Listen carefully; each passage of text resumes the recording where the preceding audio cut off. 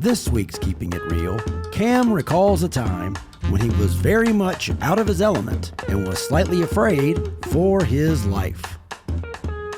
About midway through the fourth quarter of Alabama's loss to Vanderbilt, my son, who's a student at the university, sent me a text.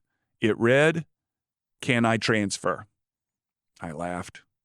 As a Tulane student, we were fond of saying that on Saturdays in the fall, the New Orleans Superdome hosted a cocktail party for students to mix and mingle in the stands. Occasionally, we would look up and notice that a football game was going on in front of us, but we never let it distract us. Then one weekend, I visited friends in Tuscaloosa. Saturday morning, I asked about plans for the night. "It depends," was the answer. "On what?" I asked. "Whether we win or lose tonight." "You mean the football game?" "Of course," they said. "Well," I suggested, "let's assume we're going to lose and make some fun plans anyway. That's the way we do it at Tulane, and if we win, it's a wonderful surprise." There was a quiet look of incomprehension, of disbelief. "I recognize your words," their faces showed, "but I don't understand what you're saying." I realized that I stood in a dangerous culture unfamiliar to me, and I'd best button my lip unless something I said might bring me harm. Like standing with an uncivilized tribe in the Amazon jungle where you don't know the rules and a foolish move may cost you your life. My son's text brought that memory back. Monday, I spoke with a friend who was in Nashville during the Vanderbilt game. He watched from a balcony on Broadway as the goalposts made their way down the street. The students were very well heeled.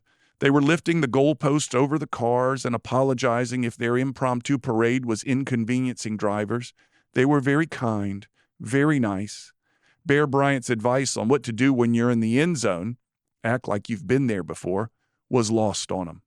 Bystanders watched in delight and awe, like spotting Halley's Comet returning after making its long loop around the sun.